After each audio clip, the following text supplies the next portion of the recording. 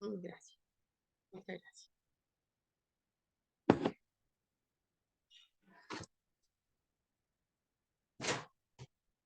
Un momentito, por favor, que se me pegó un poco el...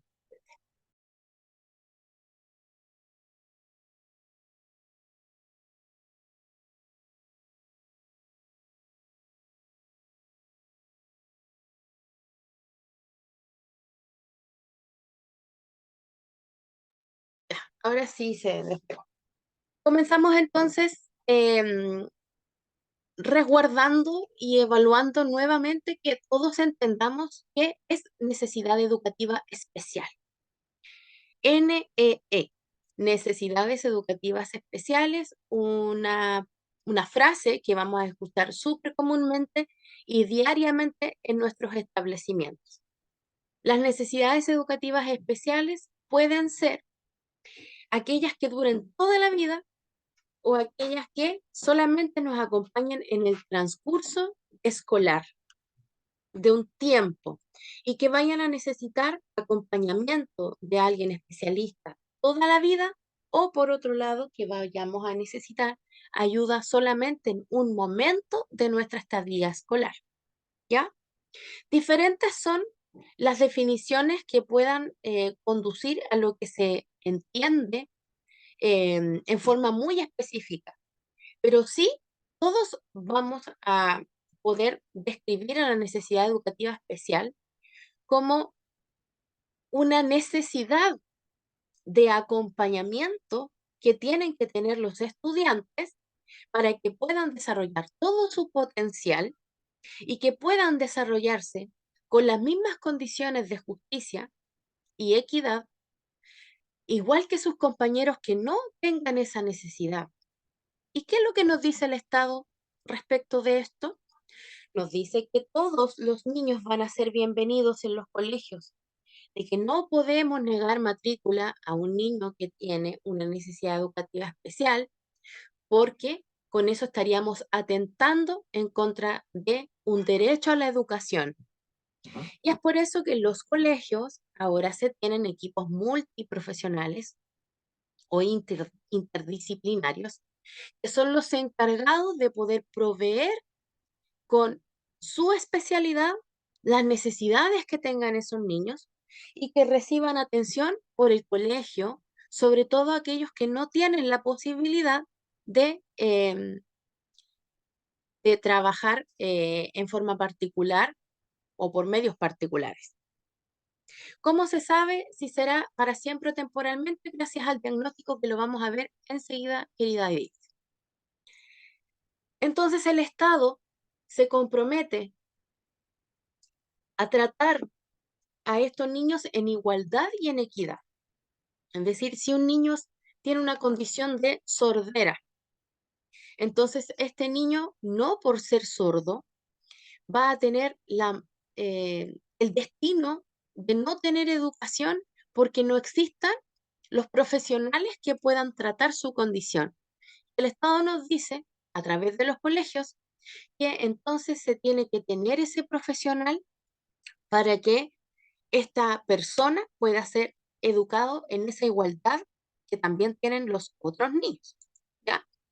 Y por eso se crea una ley, y esto no aparece en su documento, esto es cultura general, anótelo por ahí, por eso que se crea la ley TEA, ¿cierto? Más conocida como ley TEA, para venir a resguardar que estos derechos se cumplan efectivamente en los colegios.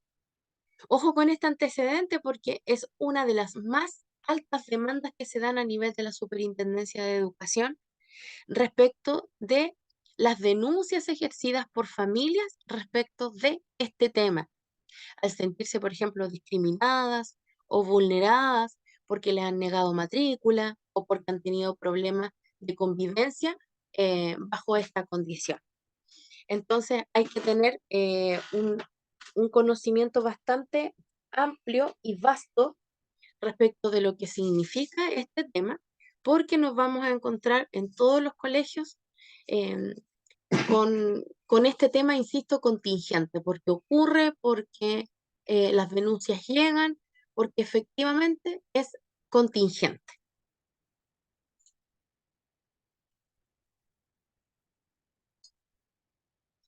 Antiguamente, cuando hablábamos de necesidad educativa especial, hablábamos de niños integrados o niños que iban a diferencial. Teníamos distintos conceptos hasta que se llegó a hablar de necesidades educativas especiales. Y la idea de poder tener un concepto que sea más elaborado y más paralelo, más unificado en nuestro país, significa de que no hay una patología, no hay un problema, sino que aquí hay una condición, no hay un trastorno necesariamente. Entonces, no hay niños que sean necesariamente diferentes porque van en desventaja. Al contrario, son niños exactamente igual a otros. La única diferencia en que vamos a ver es que el procesamiento de la información es distinto.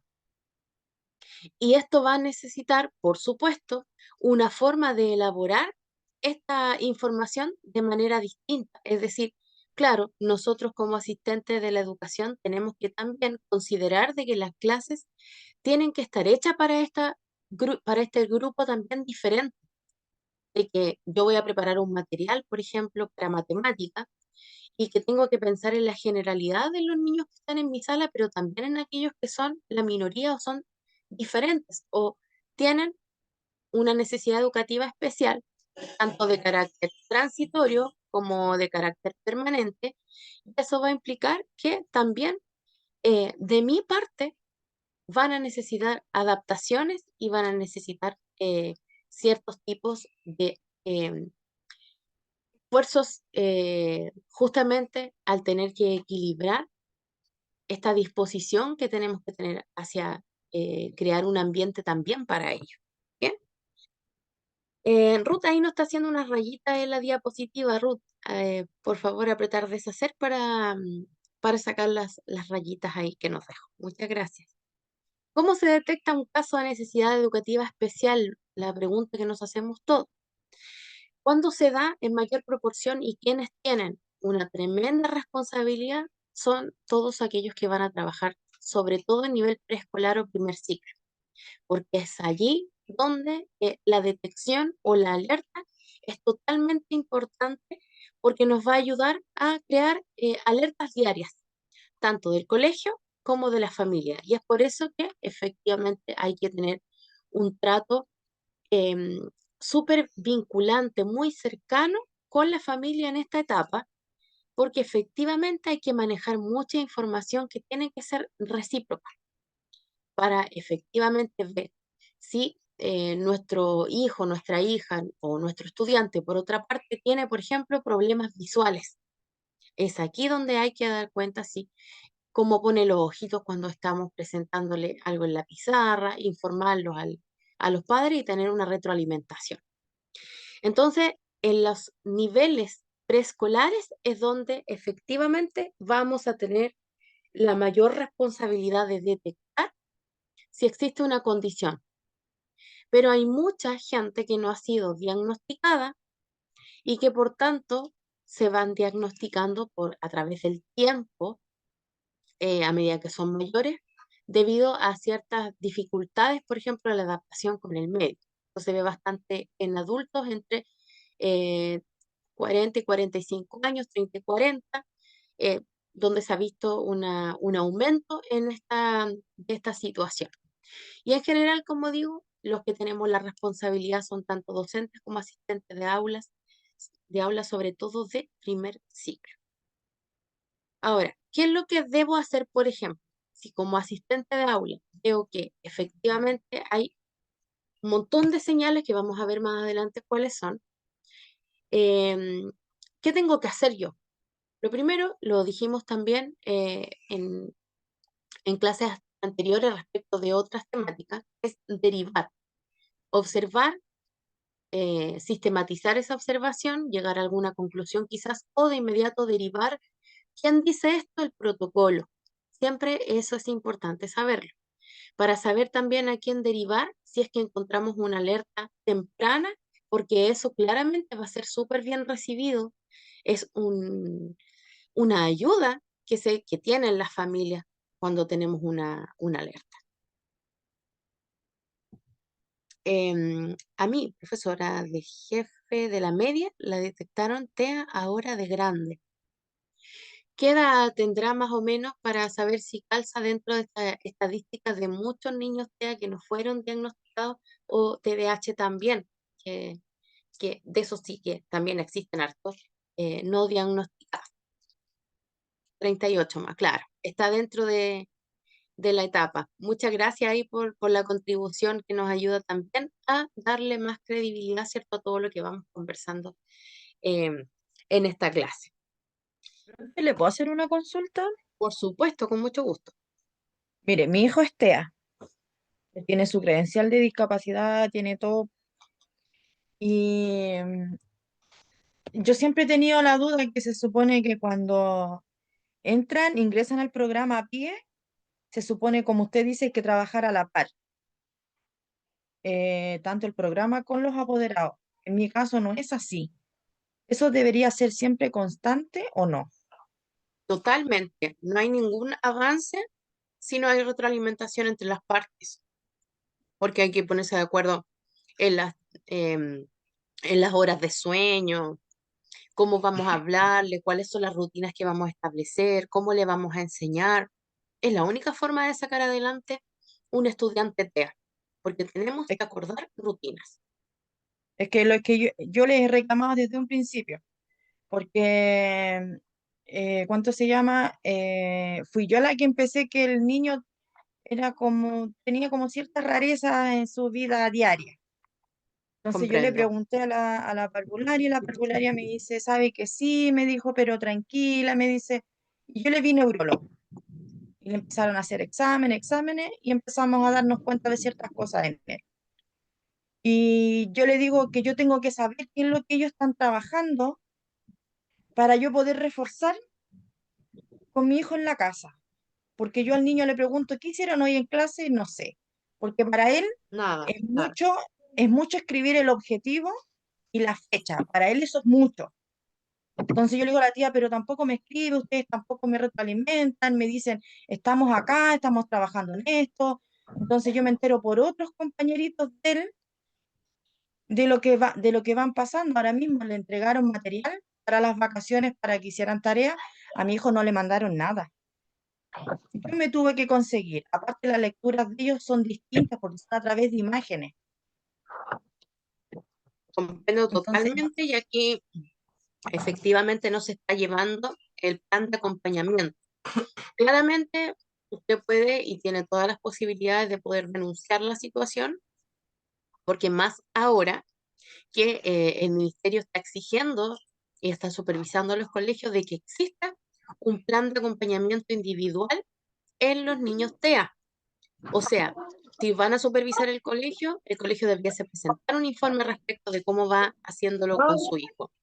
Por lo tanto, lo que usted puede hacer es acudir, ¿cierto?, a la autoridad máxima del colegio para describir esta misma situación y se emplee una mejora o directamente a la Superintendencia de Educación por vulneración de derechos. Bien, pero lo importante es que se acompañe lo antes posible para que esto no cause un gran bache después en niveles superiores. ¿Ya? Cualquier duda que tenga yo la pueda ayudar con alguna orientación, aquí estoy a su disposición, lo podemos conversar sin ningún problema. Ok, muchas gracias, Ah, profe. con mucho gusto. Pamela nos dice, profesora, ¿qué pasa si los padres se les informa de la posibilidad de que el niño tenga TEA, se les aconseja ver a un especialista y los padres no lo aceptan y se molestan? Esto es súper habitual. Gracias, Pamela, por preguntarlo. Acá exactamente lo mismo, pero al revés. O sea, nosotros como colegio podemos denunciar vulneración de derechos porque la responsabilidad médica de derivación como colegio la podemos presionar. Nosotros tenemos ese poder, ¿cierto? Entonces, ¿uno qué hace? Deriva, en el protocolo tiene que existir a quién se le deriva este caso, en cada colegio existe, eh, y en la plataforma, de hecho, de los colegios uno puede hacer directamente una denuncia por vulneración. En este caso estamos hablando de salud y educación al mismo tiempo. La etapa previa a hacer esto es decirle a los padres que se va a hacer esto, porque generalmente en este punto reacciona la mitad que no reaccionó en primera instancia porque existe como un temor a ser denunciados. Entonces, en ese caso, algunos sí optan por llevarlos en este punto sin la necesidad de la denuncia. Entonces, yo les sugiero una primera mediación, después una segunda mediación, ya con este antecedente. Claudia nos dice, yo fui diagnosticada de DAH y TOC a los 31 años. Puta, entonces ya tenía todo un recorrido tremendamente conflictivo, pues claro, cuando uno es más grande y le detectan esto más grande, eh, hay todo un padecimiento detrás por haber tratado de ser igual, ¿cierto?, a la mayoría. Así que me imagino todo el camino que ha tenido que ir aprendiendo Claudia. Gracias por compartir su experiencia con nosotros. Profe, otra consulta. Cuéntenme nomás. Mire, ahora, bueno, yo le exigía a la dupla que atiende del PIE a mi Social. hijo que yo necesitaba una reunión con todos, cosa que solamente estuvo la terapeuta y la psicóloga, donde la psicóloga a mí me pidió que el niño debería tomar pastillas porque, bueno, el niño en sala de clase, él pone atención, todo, pero él sale al recreo y él se vuelve así como loco, como que quiere puro jugar y siempre le pasan accidentes. Una vez a la semana siempre le pasa algo, choca, le pegan o algo. Entonces ella me dice que el niño tiene que tomar pastillas. Y yo le pregunté al neurólogo y el neurólogo me dice que no, que el colegio no me puede exigir medicamentos hacia él. Y lo otro porque él Justamente también tiene el epilepsia. neurólogo tiene la razón. Los únicos que pueden determinar si hay un diagnóstico para hacer un tratamiento medicamentoso son los profesionales del área de la salud. Trabajamos en Ujú, cruces, ¿cierto? Salud y educación, sí. pero lo único que puede destinar y diagnosticar una medicación claramente es o puede ser psiquiatra o neurólogo. No hay otro especialista que pueda diagnosticar. Independiente de nuestra experiencia en sala, ninguno de nosotros Ujú. está capacitado para decir, ah, ese niño está y necesita tal cosa. No, eso es como, es un área distinta, no podemos hacerlo.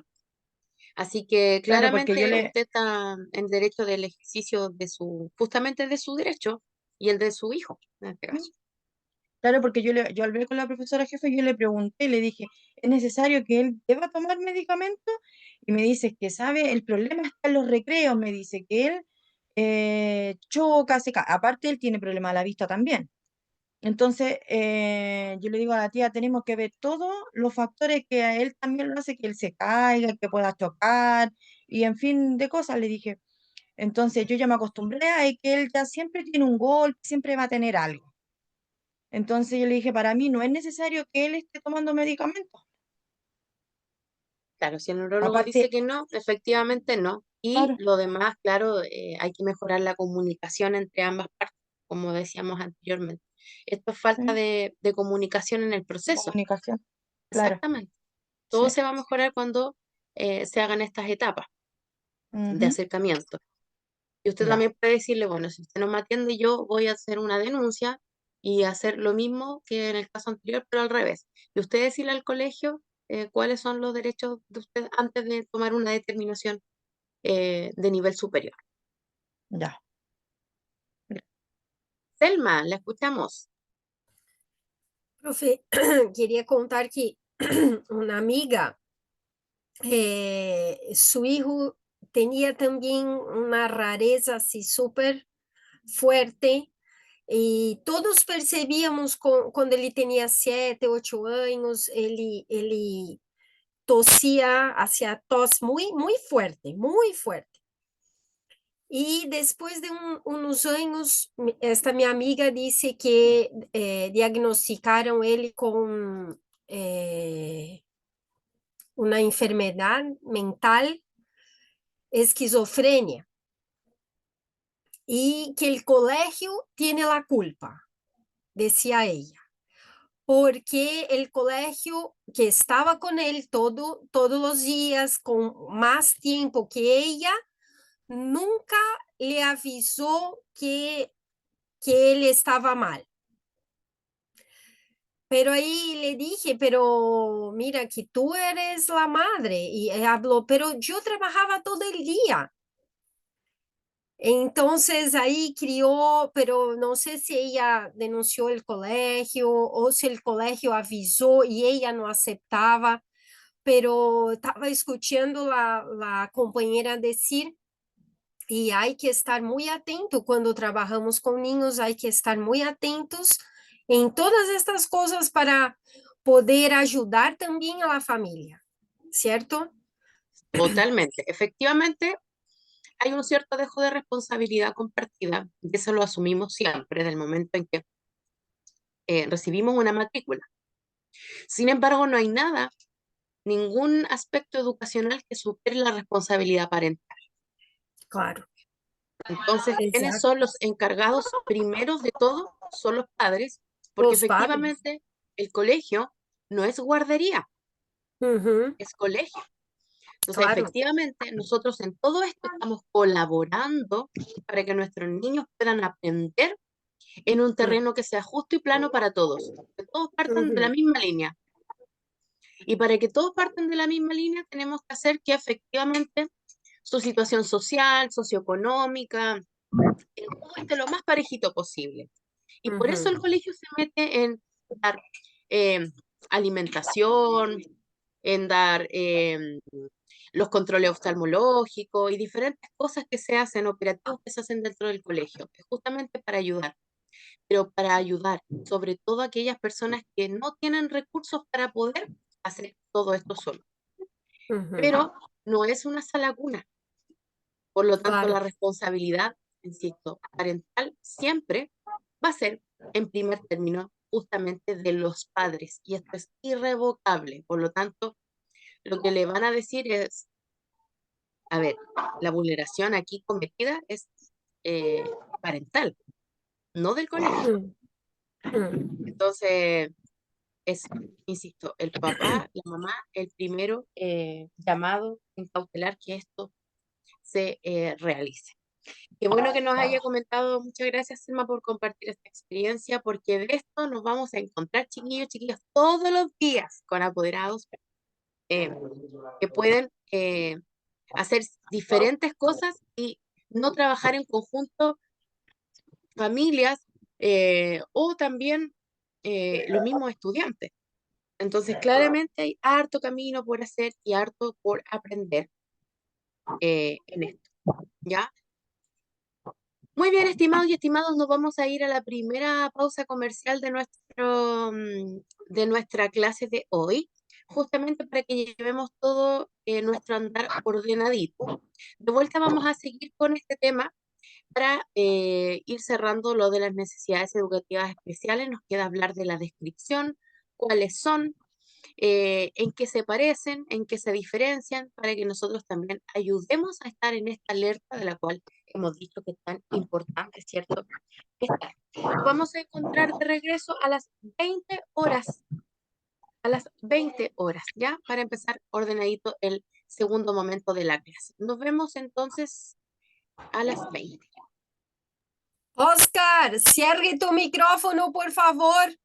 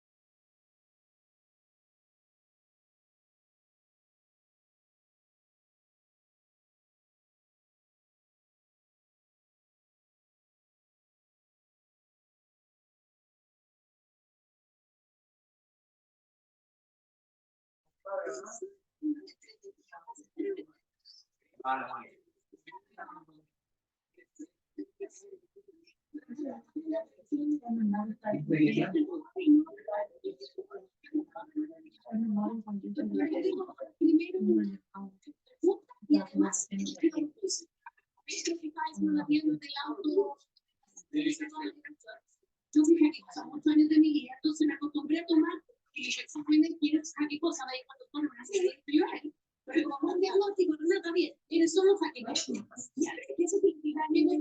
La Guillermina tiene el micrófono abierto. No sé.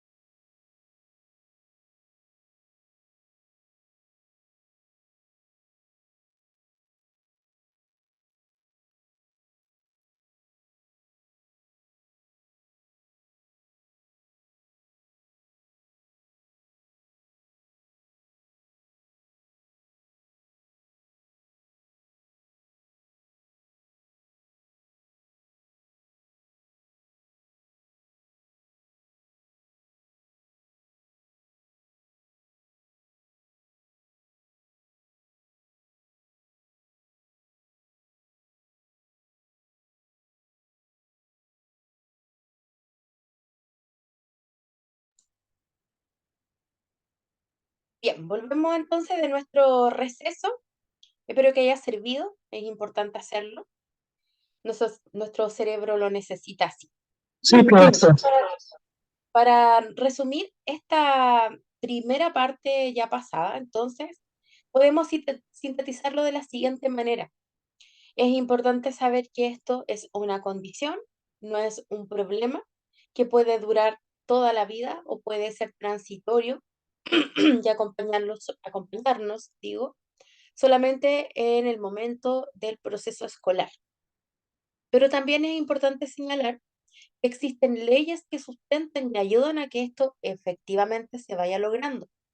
Y por eso es tan importante saber qué va ocurriendo, así como el caso de la compañera que nos mencionaba también anteriormente, porque gracias a esas mejoras se va eh, mejorando, valga la redundancia, la ley misma.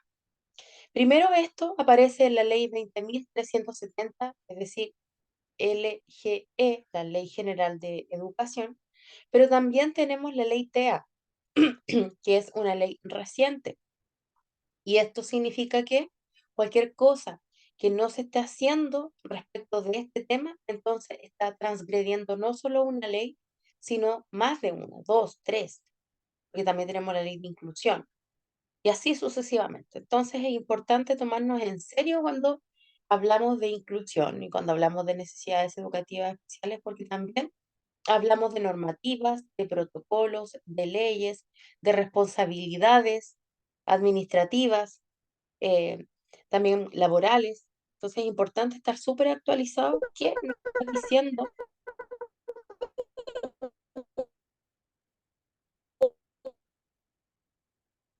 el micrófono de Don Oscar? Creo que es.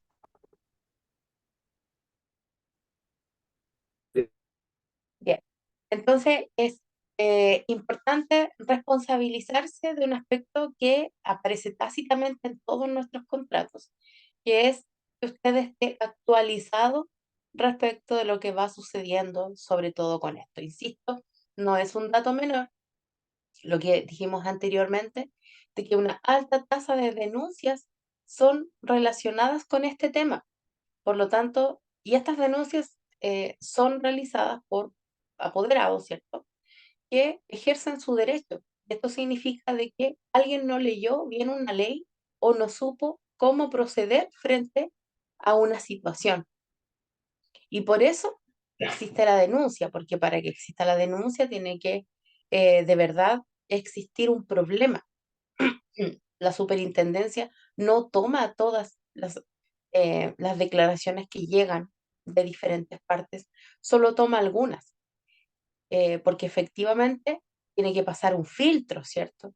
Entonces, ¿por qué digo todo esto? Porque es, en términos muy coloquiales, muy fácil meter la pata respecto de un procedimiento cuando no sabemos. Entonces, insisto en esto, hay que leer los protocolos, estar atento a las actualizaciones de las leyes y cuál es el proceder del colegio frente a esas leyes para que efectivamente actuemos todos igual y en concordancia de nuestro reglamento, pero también de la ley, que por supuesto nuestro reglamento no puede estar por sobre dicha ley.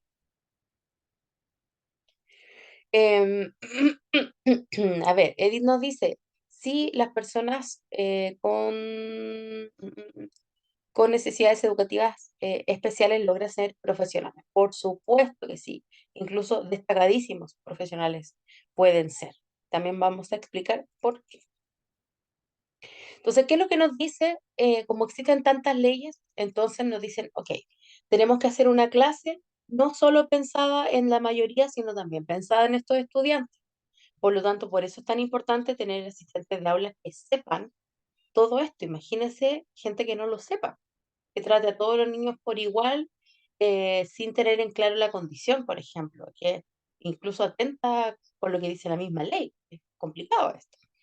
Entonces nos dice que en materia educativa nosotros tenemos que poner a disposición de todos los niños nuestras mejores posibilidades para que ellos aprendan sin diferencia.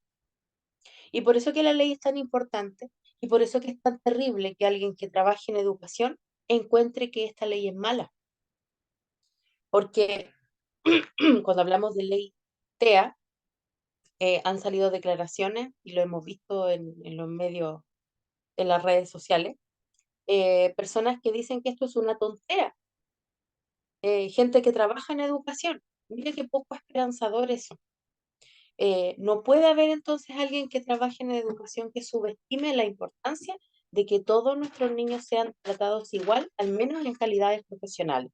De que si se necesita un terapeuta ocupacional en el colegio, entonces el colegio pueda contratar esa persona, ya que este niño necesita de un apoyo adicional y al no contratar esta necesidad estaríamos transgrediendo esto que la misma ley dice que debemos favorecer. ¿Y dónde aparece? En la Ley General de Educación, que es la ley 20.370, como ya hemos dicho, la madre de todas las leyes que a nosotros nos remiten, tanto en temas educativos como en temas laborales. Así que atención, con esa ley yo creo que ya debiesen si es que no lo han hecho, por supuesto me tomo la libertad de decirlo, descárguenla, es importante tenerla y de vez en cuando ir avanzando, ¿cierto?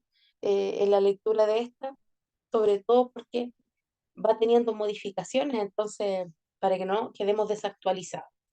Puede bajar también un resumen en la página www.leychile.cl y se descarga automáticamente un extracto de lo más importante de la ley. Con eso está súper bien.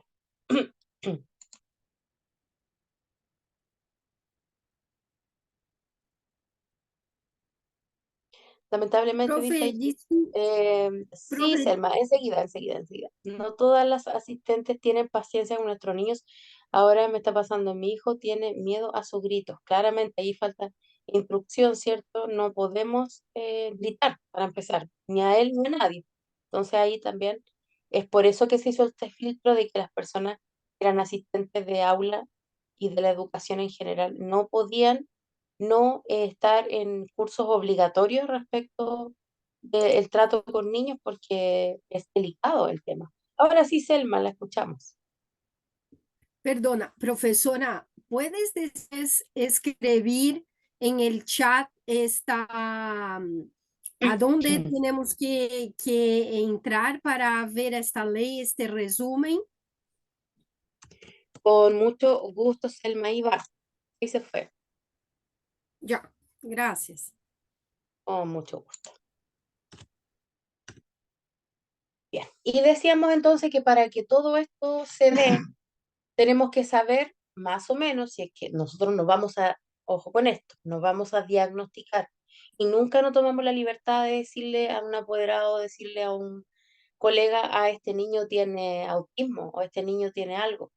No podemos hacer eso, ya a no ser de que ya esté diagnosticado por un especialista y que estemos autorizados para poder compartir el diagnóstico justamente porque se está haciendo el plan de acompañamiento, ¿ya? Pero en otro caso, no. Recordar que nosotros también por contrato estamos en la obligatoriedad de ser responsables de la confidencialidad de los datos de nuestros estudiantes. Entonces, dijimos, no vamos a diagnosticar, sin embargo, tenemos que saber que si tenemos una alerta y nosotros estemos detectando ciertas actitudes o acciones que nos hagan pensar que un estudiante nuestro pueda tener una condición, eso nos va a ayudar a poder tratarlo de la manera más cercana a su condición hasta que le hagan el diagnóstico y después, por supuesto, post-diagnóstico, hacer lo que el mismo diagnóstico diga que hay que hacer en el colegio. De eso se trata, de hacer un puente. Entonces es importante saber porque el trato nuestro va a ser esencial en esta condición. Y eso solamente, no, y de eso se puede solamente eh, uno puede sustentar de que efectivamente esto que usted está haciendo está sirviendo y porque sabe. ¿Bien? Entonces, tenemos dos tipos de necesidades, una permanente y otra transitoria, y lo habíamos dicho en la definición, aquellas que van con nosotros o van con nuestros niños toda la vida, o aquellas que van a acompañarlos solo en un periodo específico de su crecimiento. Entonces vamos a empezar por las permanentes. Su nombre ya lo dice, son aquellas que se presentan durante todo el periodo escolar, pero también son parte de la personalidad o del proceso del desarrollo neurológico. Por lo tanto, esto va a estar conmigo toda la vida. Entonces, esto no significa que esta persona sea más inteligente, menos inteligente, que tenga un problema, que tenga un trastorno. No, es una persona que tiene una condición. Y esta condición va a tenerla incluso cuando sea adulto. Y puede ser de diferentes tipos, leves, medianos o graves. Sin embargo, esto no afecta su desenvolvimiento ante el mundo, que era lo que nos preguntaba nuestra compañera, si se podía ser profesional, por ejemplo.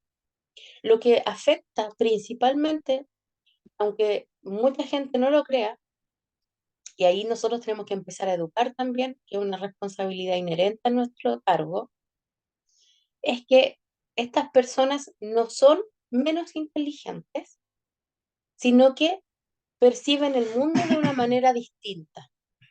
Y al percibir el mundo de una manera distinta, por supuesto que sus acciones van a ser de una manera distinta. Y el mundo en general está hecho para que la mayoría funcione de una misma manera. Entonces, cuando algo funciona de una manera distinta, claramente hay que hacer ¿Me va a sacar de ajustes, la clase usted? pero no por ser distinto significa que es malo. Solo eso significa que es diferente, ¿ya? Y en esta forma de pensar, de nuestra definición de nuevo, es que esto entonces tenemos que, cuando llega a nuestras manos un niño que tenga una necesidad educativa especial de carácter permanente, tenemos que entonces ser tan sensibles para comprender de que esta es parte de su vida, es parte de él, es parte de ella, es la forma que tiene de ver la vida. Y nosotros somos los que tenemos que adaptarnos porque justamente todo lo que está sucediendo en su interior no es a propósito, es porque su cerebro es distinto. Por lo tanto, nuestro trato también tiene que serlo y estar a la altura de esa situación. No esperar que este niño se comporte como la mayoría. No estamos diciendo con eso que no respete las normas ni nada de eso, no, porque a todos le exigimos lo mismo. Significa que también vamos a esforzarnos, al igual como se va a esforzar la familia y el mismo niño, en unificar un ambiente que sea para todos los que están en esa sala, lo más respetuoso posible para que todos aprendan. De eso se trata. Y por otra parte, tenemos las necesidades educativas especiales transitorias, que tal como su nombre lo dice, son de tránsito. Nos acompañan en un momento de la vida, generalmente ocurren, ¿cierto? En los periodos de primer ciclo, y están asociados mucho al aprendizaje. Y por eso se evidencian. Alguien lo preguntaba, ¿cómo darnos cuenta? Porque en estos niños, evidentemente, va a haber un problema de aprendizaje para nosotros, claro. ¿Por qué? Porque la forma de aprender es diferente. Por lo tanto, la forma también de explicar lo que han aprendido va a ser diferente y probablemente no se adapta a nuestros requerimientos y va a costar mucho ese proceso de adaptación. Entonces, ¿qué es lo que se hace en este punto cuando hay una necesidad educativa de carácter transitoria? El colegio acompaña en ese tiempo a este niño, a esta niña, por ejemplo, en el programa PIE, de Programa de Integración Escolar o Proyecto de Integración Escolar, y lo acompaña, por ejemplo, en la sala, en algunas asignaturas, lo lleva al aula de recursos, y están trabajando por un cierto tiempo hasta que se da de alta de la condición, porque ya se superó esta necesidad, ya se superó este problema de aprendizaje que estaba ocurriendo, por ejemplo, solo de primero a cuarto básico. En quinto ya no necesitó colaboración de una docente educadora diferencial o psicólogo o fonoaudiólogo o cualquier otro profesional que esté también en el centro educativo como parte de este gran equipo que tiene que atender las diferencias de los estudiantes. ¿Hasta aquí alguna pregunta o algún comentario? Veo.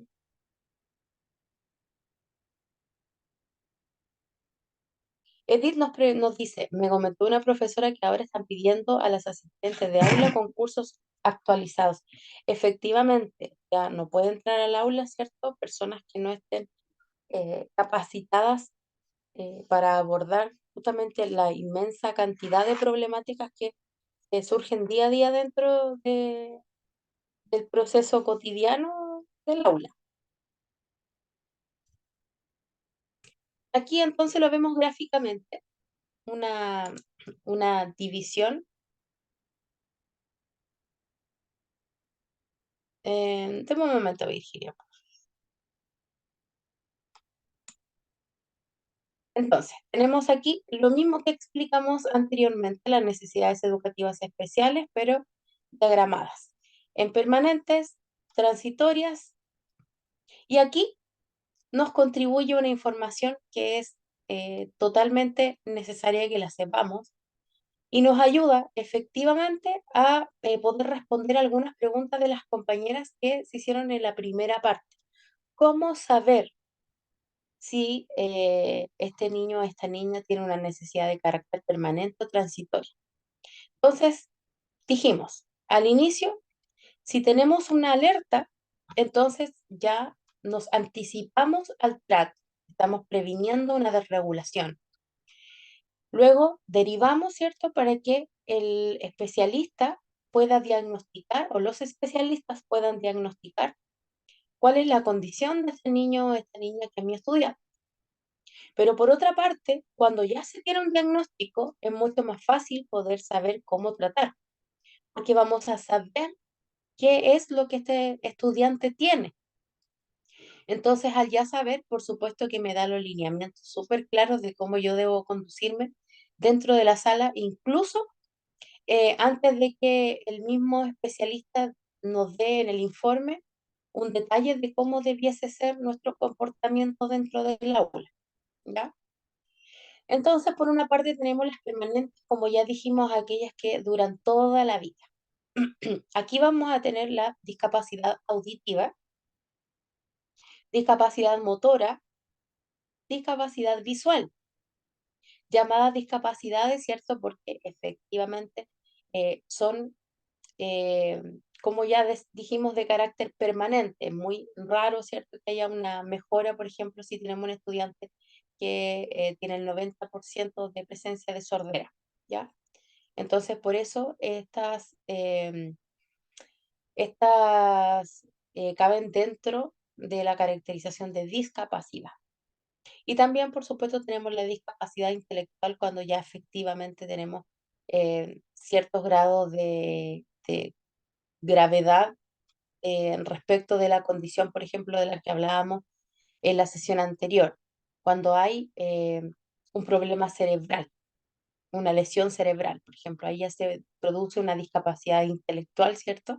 Que no produce una reversión, por lo tanto, es permanente y va dentro de estas caracterizaciones, o descripción, mejor dicho. Como dijimos, están presentes toda la vida, eso nos muestra lo mismo que hemos hablado, pero a través del gráfico, perdón, del esquema. Y las que son de carácter transitoria, ¿qué nos dice? Efectivamente, como están presentes solo en un momento de la vida escolar, generalmente están asociadas a los problemas de aprendizaje o del lenguaje. Es decir, lo que se presenta cuando estamos más chiquititos, como ya hemos visto también en la clase anterior. Entonces tenemos, tal como su nombre lo dice, trastornos específicos del lenguaje que también lo vamos a encontrar y lo vamos a escuchar mayoritariamente, no con ese tremendo nombre, sino que lo vamos a encontrar con el nombre de TEL. Este es el TEL, T-E-L, trastorno específico del lenguaje. Y por otra parte, nos vamos a encontrar con las dificultades en el aprendizaje. Y ahí es una gama un poco más amplia porque aquí están mencionadas las mayoritarias, ¿ya? Pero existen muchas más. Algunas de ellas son las más populares, son las dislexias, las disgrafías o las discalculias, ¿ya? Es decir, cuando existe algún problema de este estudiante en relación a los números o en relación a las letras, o que las invierten, o que las confunden. Eso es muy habitual, insisto, de carácter efectivamente transitorio, ¿ya? Con ejercicio, con la presencia del fonoaudiólogo, eso se supera y después se da de alta, por ejemplo, del programa PIE y se da por superada esta necesidad. Bien, hasta lo que hemos conversado de necesidades educativas especiales, ¿alguna duda, alguna reflexión, pregunta, todas las anteriores?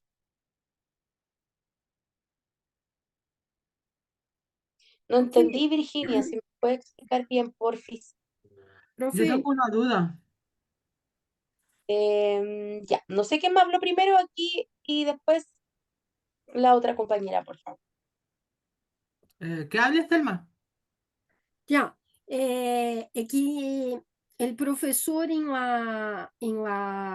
el módulo de educação inclusiva havia dito que NEE era necessidades. Oi, me saltei a página aqui, peraí. Necessidades.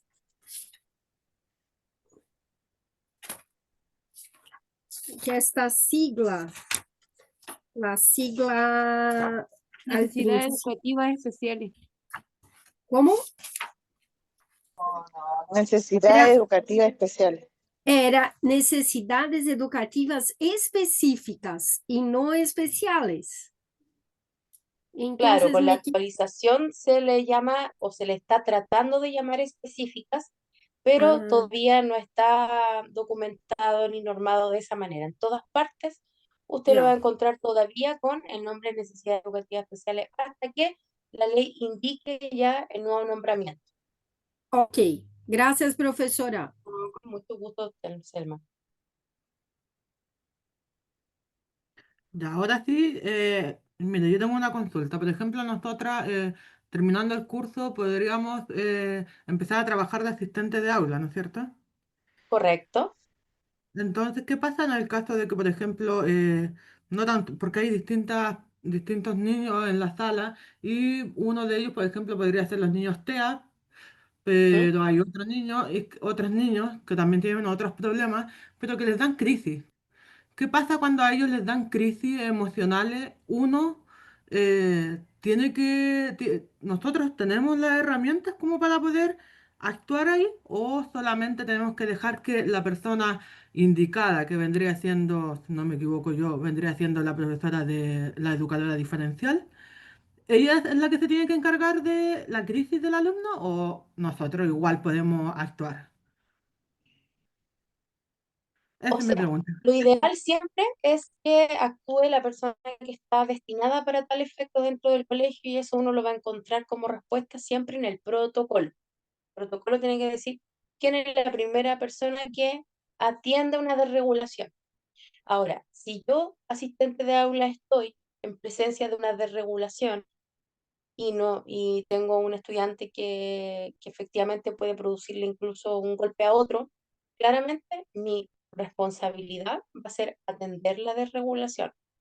Y para atender la desregulación tengo que al menos tener conocimientos, uno, de la condición que tiene el estudiante para saber cómo tratar esa desregulación o tener el conocimiento básico de cómo tratar una desregulación de manera general para poder hacerlo. Pero nosotros, estando en la presencia de una desregulación, y si no está el profesional de acompañamiento fijo de ese niño o de esa niña, nosotros debemos actuar.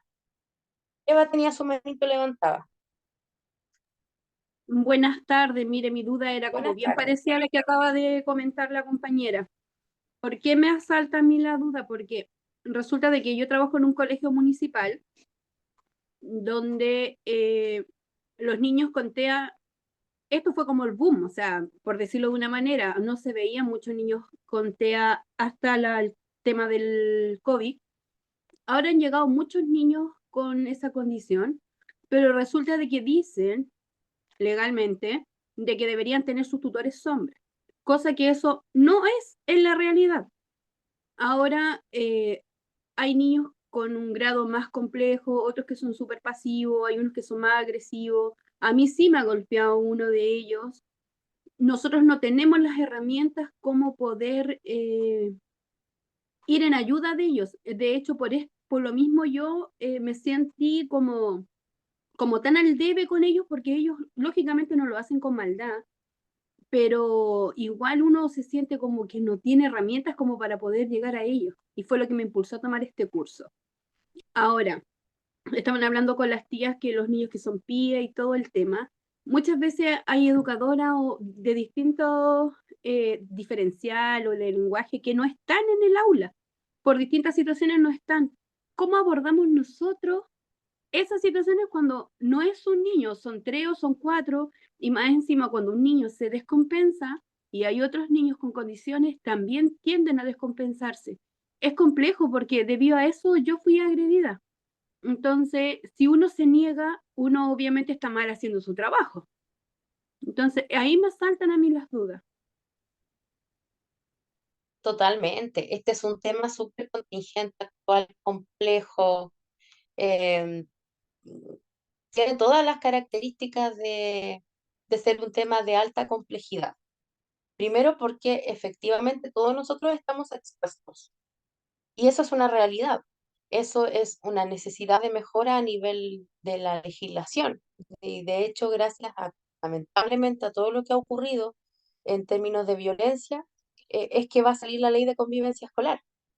Gracias a estos sucesos lamentables que han ocurrido, para también llegar a proteger a los funcionarios de los colegios frente a cualquier agresión de un estudiante o de un tercero, ¿ya? Em, Eso por un lado. Por otra parte, claramente es complejo porque nunca vamos a tener todas las herramientas para poder regular una desregulación. Primero, em, si son muchos niños, realmente es muy difícil y ahí tenemos que tener apoyo al menos de otra persona que esté en sala, nunca de uno. Y lo segundo es que hay que tener conciencia de cuáles son los diagnósticos que tienen estos niños para saber cómo afrontar una desregulación con su propio diagnóstico. Si no se tiene el diagnóstico, entonces efectivamente hay que adquirir herramientas para la contención emocional de un niño desregulado.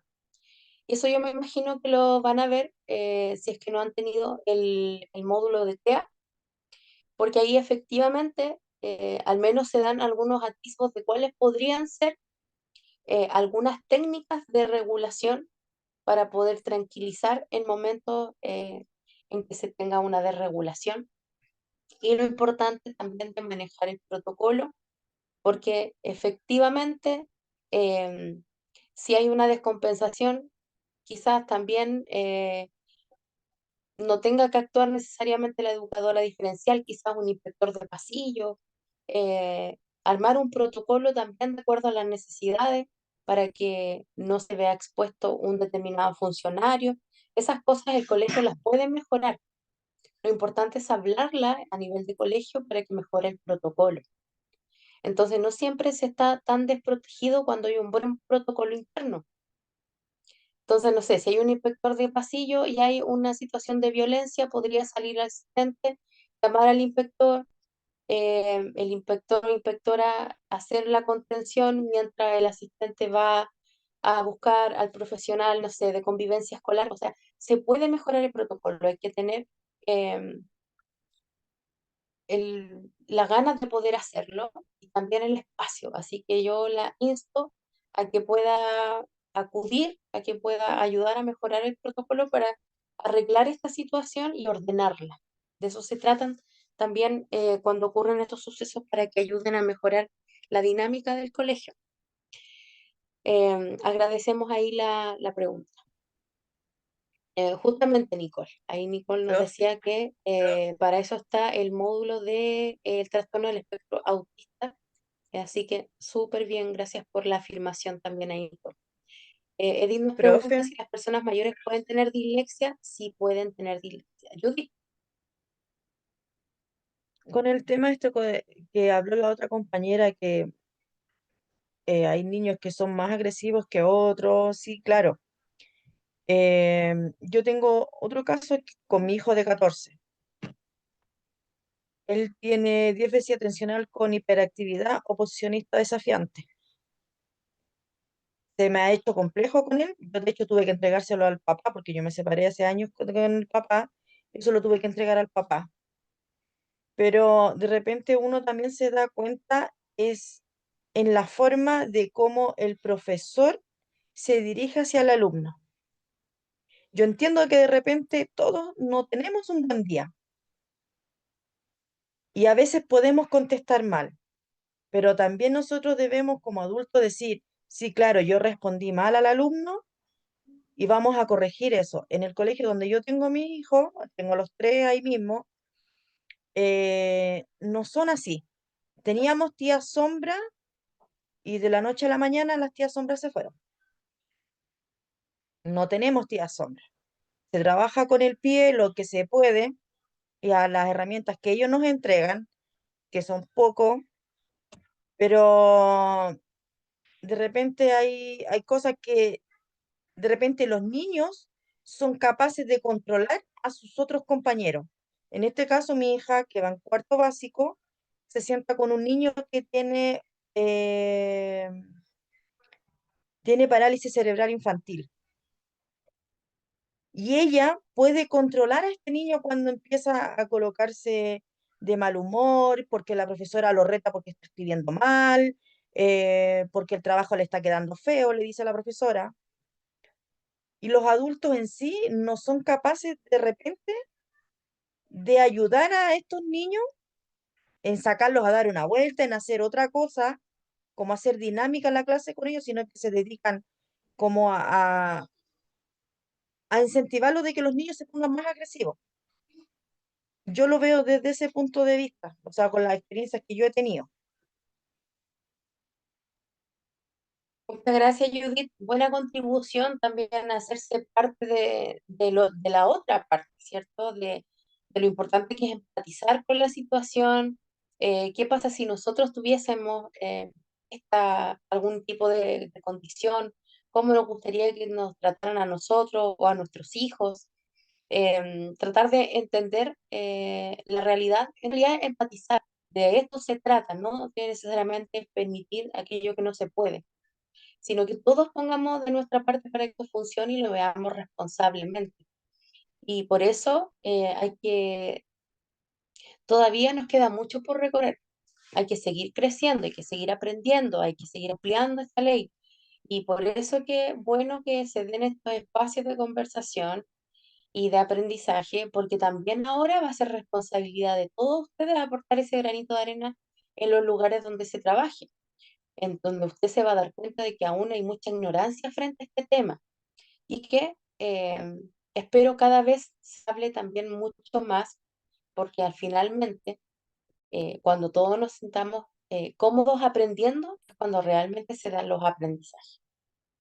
Pamela nos dice, yo soy terapeuta Reiki y me ha tocado personas descompensadas y es complicado. Ojalá poder usar eso frente a esas con los niños. Efectivamente, claro. Ahí, Pamela, muchas gracias por compartir su experiencia.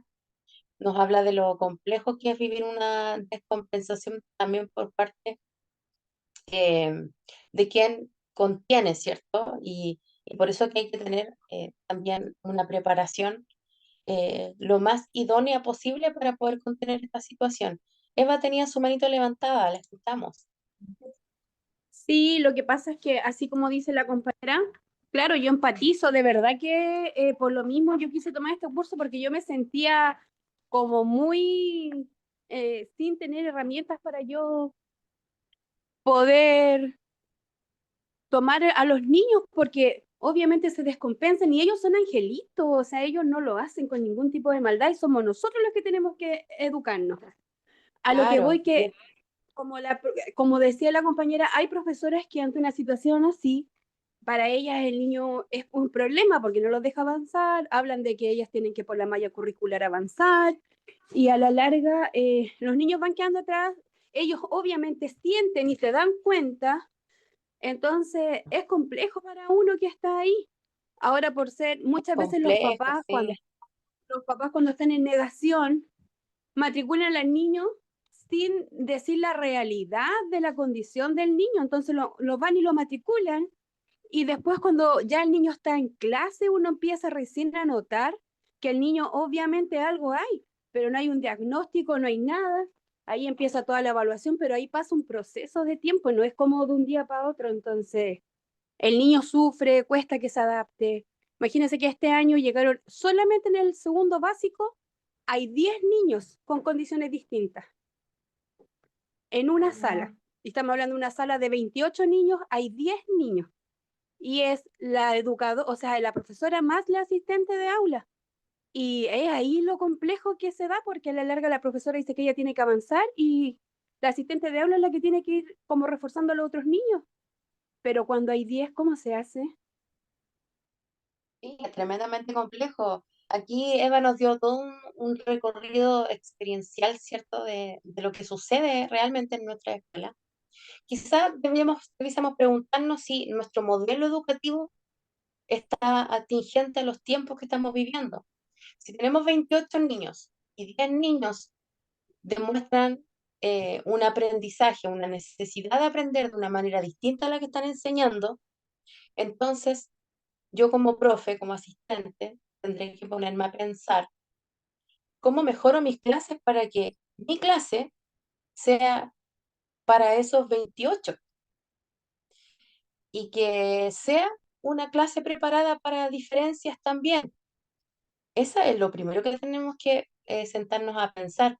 Quizás trabajar de 4 personas en una sala va a ser lo que se va a venir, de trabajar con un tutor en la sala, ¿cierto?, que lleve el contenido, 2 profesoras por otro lado ayudando a los niños que tienen otro tipo de aprendizaje, no sé, un asistente o 2 asistentes. Quizás nuestro modelo también tiene que evolucionar. Por eso se nos está haciendo tan difícil, porque los niños están cambiando súper rápidamente y nosotros insistimos con hacer las clases igual que siempre, bajo la misma estructura de siempre. Eso también tenemos que pensarlo como colegio. ¿Sabe qué, Y claro, profesora? los esfuerzos están puestos ahí, pues. Dígame, Judith. Lo que yo igual noto es que, bueno, yo igual llevo varios, en todos estos años, de los tres de mis hijos, soy parte de la directiva. Entonces, cuando hay actividad y yo estoy con descanso, puedo participar, yo voy. También yo veo que en el fondo la profesora es la que proyecta la clase, todo el tema. La asistente está desde atrás apoyando a los niños. Pero en este caso, las profesoras del pie, por ejemplo, lo que pasa con mi hijo pequeño es que la profesora del pie, la diferencial, saca 4 niños en el mismo horario.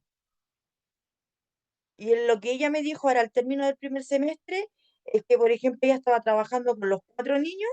¿Y qué pasaba? Que ya ella asistía a mi hijo, después asistía a otro niño, y dentro de eso que ella estaba asistiendo al otro niño, a mi hijo no sé, pues le vino una idea de algo o tuvo una duda, y ella le dice que tiene que esperar a que le toque su turno. Pero cuando llega el turno de él, ella le va a preguntar y a mi hijo ya se le fue la idea o lo que tenía que hacer. Entonces yo encuentro que son muy pocos los profesionales que están en sala de clase con los niños para 30 niños, porque estamos hablando de colegios municipales donde la cantidad de niños es alta. Entonces, una profesora, un asistente, yo encuentro que es poco. Y la asistente, la del pie, por lo menos en el colegio de mi hijo, ellos solamente atienden 5 niños por curso, porque es lo que supuestamente el sistema a ellos les permite atender 5 niños por curso. Claro, ahí por Yo, ejemplo hay hola, un tema que se va a repetir muchísimo en todos los colegios, pero por no entender también lo que la normativa dice, es que efectivamente en el proyecto de integración, por normativa, solo pueden acceder 5 niños por beneficio, más 2 que uno puede incluir de carácter de sobrecupo de manera de urgencia y con autorización, ¿ya? yo Efectivamente creo son que solo 5, pero, pero, en sala, dentro de la sala, cuando ingresan las educadoras diferenciales, la atención es para todos los niños que están en la sala. Entonces, sí, lo que se nos solicita es un trabajo de colaboración de profesores cuando haya más de un profesor, claramente. Y efectivamente va a tener que la educadora tener que probablemente darle más apoyo a sus 5 niños que están dentro de ese curso.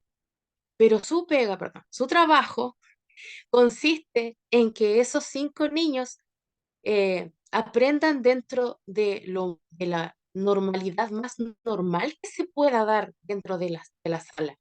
Por eso entra a la sala, porque cuando trabaja con sus 5 niños, probablemente los saque uno por uno, pero lo que vela, y por eso entra una educadora a la sala, es para que los niños se integren, por eso se llama proyecto de integración, es para que se integren a la totalidad, porque en el aula de recursos, sacándolo uno por uno, ahí probablemente el desempeño del niño sea uno, pero también ellas tienen que verlo cómo se desempeña en la totalidad en el curso. Ese es el trabajo del proyecto de integración, chiquilla, de que lo que enseñamos afuera del aula, dentro del aula resulte y viceversa. Entonces, si no, no se cumple la misión.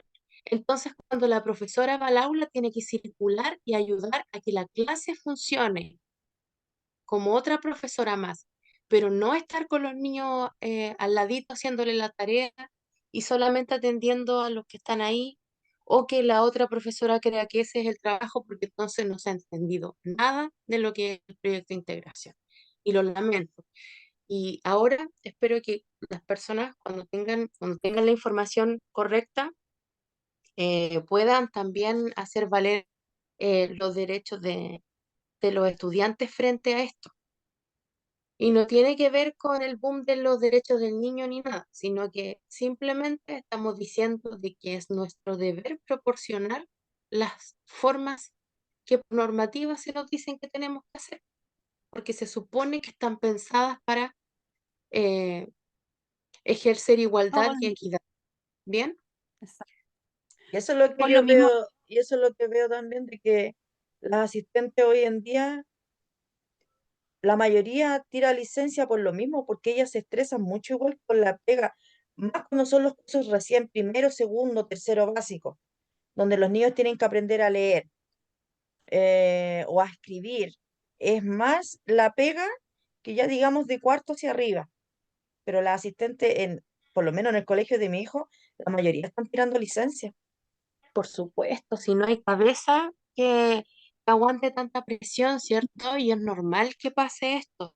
Por eso es necesario que la gente vaya hablando y que sea muy bueno que estemos hablando hoy en día de la salud mental, po. Porque, ¿qué pasó con la gente que siempre priorizó su trabajo frente a la salud mental? Ahora tenemos una alta tasa de enfermedades mentales producto o en el área educacional, como dice nuestra compañera, no se da abasto. Entonces hay una necesidad de saber justamente para poder solicitar qué es lo que la ley también me ayuda, me sostiene. Sonia dice, por ahí va la cosa, profesora, la dotación de funcionarios, docentes, profesionales, asistentes para docentes, para un establecimiento educacional que sea de acuerdo al número de matrícula y a eso agregar los estudiantes con diferentes condiciones. Justamente, ¿cierto, Sonia? No damos abasto con la cantidad, pero tampoco con la calidad, porque quizás podemos tener en otras realidades cursos súper chiquititos de 15 niños, pero que es altamente riesgoso en varios factores socioculturales, por ejemplo, y que equivalgan a, no sé, a 30 niños que se portan todos sentaditos mirando para adelante. También hay que ver cuál es la calidad social que tiene el establecimiento. Entonces, a lo mejor podemos tener pocos niños, pero con una alta demanda socioemocional, sociocultural, no sé, en todo sentido. Y esos profes pueden quedar igual de cansados, ¿cierto?, que los otros y los asistentes también. Va a depender de, más que de la cantidad, del desgaste emocional que tiene como tal esta profesión para todos ¿sabe nosotros, qué para me todos los que estamos pasó? aquí. ¿Sabe qué me pasó a mí en lo personal? Yo en el colegio cumplo funciones de inspectora y resulta de que hay un alumno que ya lleva varios años con nosotros en el colegio, que es TEA, está en séptimo este año y resulta que a él lo veía, él a diferencia de otros niños que logra entender, se logra comunicar con uno, él no. Él estaba con una educadora de PIE y resulta de que ella trabajaba con él a través de puros dibujos, de pura señalética y cosas así. Ella iba trabajando con él y lograba llegar al Claudio. Y este niño vive en otro mundo. La cosa es que esta educadora colapsó. Por lo mismo que está hablando la compañera, entró con un estrés en el cual empezó a tirar licencia y terminó renunciando. ¿Qué pasa con esto? Que obviamente el apego que Claudio tenía con ella no lo tenía con otra tía. Y empezaron las descompensaciones más fuertes del Claudio. Y en una de esas la profesora me manda a buscar para que fuera a sacar a Claudio porque según para ella el niño estaba con berrinche y no la dejaba avanzar en la clase. Entonces cuando yo llego y veo a Claudio descompensado, lógicamente tengo que darle su espacio porque él agrede, que fue quien me agredió. Y yo tuve un intercambio con la profesora porque la forma de cómo ella se dirigió al niño era la que no correspondía y yo ahí le dije que no había forma y no era la más adecuada, menos delante del niño. Y ella a mí me dice, ay, me dice que si él no entiende, si está en su mundo. Entonces a mí eso me molestó muchísimo, lo llevé a dirección, fuimos citadas las dos y yo manifesté esto al director porque ellos son directores, es director nuevo, un equipo de dirección nuevo que llegó y estamos teniendo capacitaciones a nivel de colegio, se están viendo el tema del reglamento interno de la escuela para poder actualizarlo porque está como muy antiguo, pero mientras tanto a nosotros nos están tratando de capacitar porque tenemos varias compañeras que tienen temores de entrar a la sala y trabajar con los niños porque se descompensan fuerte. Entonces, por eso es que yo quise estudiar y me da pena que nosotros o profesoras que llevan mucho más tiempo piensan que por el hecho de ya ser como antiguo en el colegio puedan decir cosas de los niños y los niños sí sienten, sí escuchan, sí ven, tienen otra condición, pero ellos sí están, entonces hay que tener tanto cuidado con lo que se dice. Claro que sí, cierto, Eva. Muchas gracias por comentarnos su experiencia. Importante porque todo lo que se dice marca para bien o para mal, ¿cierto? Y claramente hay mejoras que hacer en el protocolo ahí para hacer la contención de él, porque también ustedes como colegio pueden exigir que bajo ciertas situaciones de agresiones los papás también se vean obligados a generar acciones eh, por parte de ellos para poder acceder a otro tipo de tratamiento. El colegio puede obligar a los papás a hacer eso, o si no hay que hacer el ejercicio, ¿cierto?, de derecho por las vías legales que correspondan, porque claramente la contribución de la familia tiene que ser de que lo básico esté para poder hacer toda esta adaptación y todo lo bonito que hablamos al inicio. O sea, efectivamente nosotros tenemos que estar a la altura de la situación, pero la familia también tiene que cumplir obligaciones que nos ayuden a tener esa base, ¿cierto? Entonces, sacando lo positivo de la experiencia de Eva, qué bueno que hayan personas también que quieran instruirse así como usted, que aprovecho de felicitarla, porque efectivamente lo que es lo que debemos hacer, ir generando nuevas estrategias, porque esta realidad va a ser cada vez más grande y va a presentarse mucho más ampliamente, sobre todo en esta época en que la salud mental y las enfermedades emocionales son validadas también por el quehacer educativo. Entonces tenemos que ir siempre en esa dirección y no perder, por supuesto, la esperanza de esto, porque efectivamente hay que tener vocación efectiva para tener un trabajo en esta, ay, me desconcentré con esa raya que había aparecido en este rubro. Selma tenía su manito levantada. No, profe, quería solo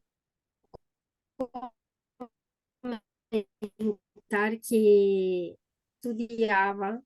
Estos niños no estaban juntos en un colegio separado y ¿me escuchan? Ahora sí, Selma. Ya, Ahora mejor. Se había perdido. sí, ya. No, entonces que así, estos niños con estos trastornos estaban separados, no estudiábamos todos juntos. Entonces, ellos aprendían de una forma como que todos que tenían la misma condición aprendían con las profesoras especializadas para estos trastornos. Pero al mezclar, yo creo que, claro, la integración es importante, pero al mezclar también los niños que no tienen trastornos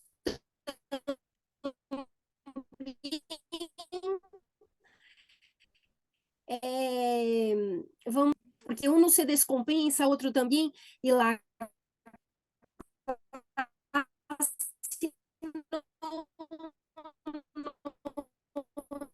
no prosigue a veces. Yo quisiera de aquí para más, pero yo veo que el gobierno también, como ahorra de tener outros colégios que pagar outros docentes especializados e colocar todos juntos al mismo, e a vezes não é todos os docentes que têm a capacidade de trabalhar porque têm uma especialização diferente, mais antiga. Então, é bem complexo o tema. Súper complejo el tema, ¿cierto? Pese a que se escuchó en alguna parte, Selma, medio cortado, pero lo que logramos escuchar es que efectivamente es complejo el tema porque también hay que proporcionar los derechos y el ambiente en que se desarrollan los demás niños que están alrededor de aquellos que tienen una condición, ¿cierto? Porque finalmente todos tienen el mismo derecho a aprender. Entonces, como dice el dicho, tus derechos em, empiezan y terminan donde terminan y empiezan los tuyos. Entonces, es un ciclo, un flujo, que si no se ve compensado, también se ve afectado en otras realidades. Y por eso es tan difícil el tema. Por eso está en discusión en el Parlamento, por eso se ha demorado tantos años, porque estamos hablando de personas, de apoderados, de niños. El tema es sumamente complejo y estamos todavía en pañales en nuestro país. Y estamos aún así mejor que muchos países porque estamos avanzando. Y claro, nuestra ley quizás va a ser deficiente todavía, pero al menos la tenemos. Y aquí tenemos que ser, insisto, como lo dijimos al inicio, todos defensores de la ley, que va a tener que tener mejoras, por supuesto. Y esas mejoras solo se van a hacer en la medida que nosotros también vayamos ejerciendo ese derecho. Importante el tema, sobre todo contingente, porque el día de hoy se habla mucho de esto. Y además que ahora que ustedes están en educación se va a dar cuenta que todo el mundo también se da el derecho a opinar de educación, incluso sin saber mucho. Entonces, qué bueno que todo esto tenga por finalidad también crear nuevos conocimientos, pero también para que usted sea una fuente de información para otros que están alejados y muy alejados también de la actualización que hay que ir teniendo año a año y día a día cuando hablamos de educación. Porque en educación todos los días hay algo nuevo. Orientaciones, cursos, todos los días hay algo nuevo. Y es nuestra responsabilidad también, sobre todo ahora que hay tecnología que está al ladito nuestro, estar constantemente, qué curso nuevo hay, qué cosas puedo hacer, cómo puedo contribuir. em, ah, Hay cursos, por ejemplo, no sé si sabían de el CPIP, que hemos hablado del CPIP anteriormente, em, que también son para los asistentes de la educación y son gratuitos. Y más encima son los únicos ahora en nuestro país que son absolutamente certificados y que están listos para poner en el currículum, porque es como hacer un curso del Estado o del Ministerio de Educación, claro, que está acreditado por el mismo Ministerio de Educación, entonces como claramente hacer algo que va a contribuir directamente en el currículum. Y Como hay se cada chama, cierto tiempo. profe? CPIP, lo voy a escribir en el chat. Ya.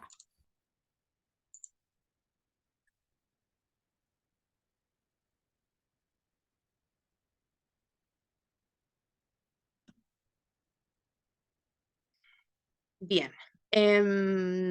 Dice Judith, no todos los apoderados somos iguales, tenemos que buscar estrategias para trabajar en conjunto para el bien de todos. Un corazón para Judith, por esos apoderados que acompañan, ¿cierto? Pame dice, agradezco a las compañeras que nos cuentan su vivencia, ya que la enseñanza que adquirimos en clases es totalmente diferente a la que nos enfrentamos día a día en las clases. Justamente, gracias Pame por valorar también la experiencia de las compañeras. Constanza, tiene su manito levantada. Sí, profe, pasa que escuchando las historias de todas mis compañeras, pasa que yo también tengo una historia, pero con mi hermana. Pasa de que ella tiene autismo, pero mi mamá como que no la acepta en sí, porque ella desde chiquitita empezó con la planta de los pies de puntita hasta ahora. No ha podido parar. Entonces el bullying entre sí, entre las profesoras y los compañeros es súper brígido porque a ella le pegaron hace un mes y la suspendieron a ella en vez de los agresores. Qué Entonces igual mal. yo creo que igual limita a que mi mamá tampoco ha dicho que ella tiene autismo, pero es que es como que notorio en la educación que le han dado los profesores de cómo identificar a un niño autista y todo eso, yo creo que igual la diagnosticaron con eso, pero Mm, igual siento que no, como que no hicieron laborar los derechos que ella tiene como estudiante. totalmente. Es súper lamentable lo que nos está contando. Lamento de verdad mucho. Gracias por compartirlo con nosotros, porque es tan personal. Yo claramente concuerdo con usted en su apreciación, es lo que es. Aquí todo se hizo mal, todo pasó de una manera inadecuada. Eh, Claramente no estamos en tiempo ni nunca estamos en tiempo de que a nadie se le pegue por ser diferente ni pensar diferente. O sea, de que estamos hablando, el colegio tiene que ser un lugar seguro. Y claro, pueden suceder situaciones, pero no porque tengamos TEA o no tengamos TEA o tengamos una necesidad educativa especial. Eso significa solamente que necesitamos espacios distintos y claro, mejorar protocolos y todo. Em, pero claramente también aquí hay un llamado, ¿cierto?, a que cuando hay condiciones de este tipo, mientras más nos tardemos en reconocerlo y en tratarlo, es mucho más difícil y después se van haciendo problemas en cosas que antes quizás podrían no haberlo sido. Entonces aquí hay un llamado, ¿cierto?, a que cuando existan alertas de una condición, a poder enfrentarla, transitar con ella y que su mamá le vea todo lo positivo que es que una niña sea TEA, porque es altamente inteligente, porque es altamente hábil, porque probablemente incluso podría ser hasta desorden, pero porque se aburre, em, si le gusta algo, va a ser la mejor en ese algo que le guste. Lo importante es saber conducirla y que si en ese colegio ella no es feliz, entonces que la cambie de colegio porque ya la vulneraron, la golpearon y es muy difícil poder recobrar las confianzas ahí. Que lo importante ahora es la salud de su hija, la salud mental, el aprendizaje y que le vea todo lo positivo porque finalmente tiene una hija muy inteligente de la cual también hay que darle la oportunidad para que brille. Así que la mamá no tenga miedo, al contrario. Gracias, Constanza, por compartir con nosotros su experiencia. ¿Alguien más antes de cerrar nuestra clase del día de hoy? Muy bien, entonces, justo, yo clock, siendo las 21 horas, vamos a dar por finalizada nuestra clase. Em, Mabel, antes de irnos, dice, yo he escuchado todos los casos que me han contado las compañeras y son muy ciertos. Yo trabajo en un jardín infantil, soy auxiliar de servicio y veo todos los días a estos niños, las tías los dejan que deambulen y no le prestan mucha atención. Es una realidad que vivimos en estos tiempos, ¿cierto? Muy bien, esa es la conclusión, justamente, Mabel, es una realidad. Y frente a esta realidad, tenemos que irnos adaptando, ya no podemos quebrar ahí el brazo. Es una consecuencia también de varias cosas sociales, ¿cierto? Efectivamente, puede que se llame que hay un boom, pero porque también ahora se están considerando cosas que antes no eran importantes en el colegio, que es la salud mental, por ejemplo. Entonces hay que ir también actualizando esto y estar todos a la par para que todo vaya funcionando y la escuela y las familias se vayan colaborando, que es lo que finalmente va a ayudar a que los niños puedan regularse y ser personas que estén en la sociedad y que aporten. Esa es finalmente el fin último. Muy bien, estimados y estimadas, hemos llegado al final de nuestra clase. Espero que haya sido de contribución para todos sus aprendizajes. Espero que estén muy bien, que descansen y nos vemos el día lunes ya con nuestro último contenido, nuestra última clase y con el cierre de todos. ¿Bien? Buenas noches, profesora. Muy bien, muy buenas noches, Edith. Que descansen. Chao, chao. Gracias.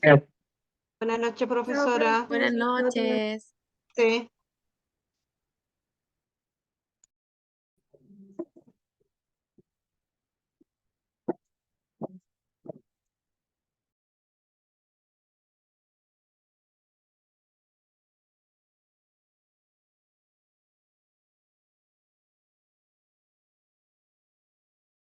Noche.